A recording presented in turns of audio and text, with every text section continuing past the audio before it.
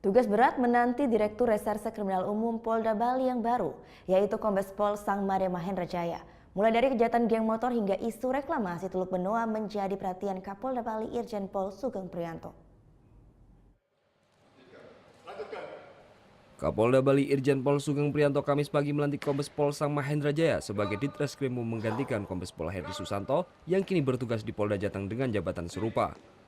Usai dilantik, tugas berat sudah menanti Kombes Pol Sang Mahendra Jaya yang sebelumnya bertugas sebagai analis kebijakan media bidang pidana ekonomi khusus Bareskrim Polri ini. Kapolda Bali memberi atensi kepada sejumlah kasus menonjol di antaranya kejahatan geng motor yang semakin meningkat dalam 2 bulan terakhir di kota Denpasar, serta isu reklamasi Teluk Benoa yang sering terjadi pengarahan massa saat unjuk rasa. Di sini banyak kasus-kasus yang perlu mendapat perhatian ya. Tadi dari mulai misalnya kasus-kasus besar, sengketa tanah dan sebagainya, kemudian juga unjuk rasa tolak reklamasi. Ya. Banyak kasus-kasus yang harus diprioritaskan. Untuk menyelesaikan tugas berat tersebut, Ditreskrimum Sangmade Mahendra Jaya akan mempelajari situasi internal terlebih dahulu. Ditreskrimum mengaku butuh waktu untuk menjawab arahan Kapolda tersebut.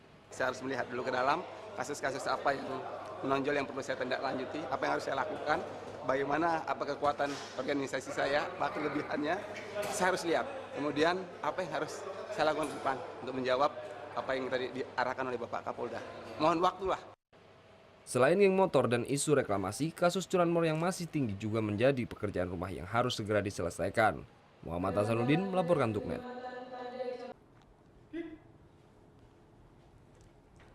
Thank you. Udah selesai nonton beritanya? Jangan pergi dulu dong. Subscribe dulu dan nonton tayangan lainnya di sini. Subscribe, nonton lagi. Subscribe, nonton lagi. Kak.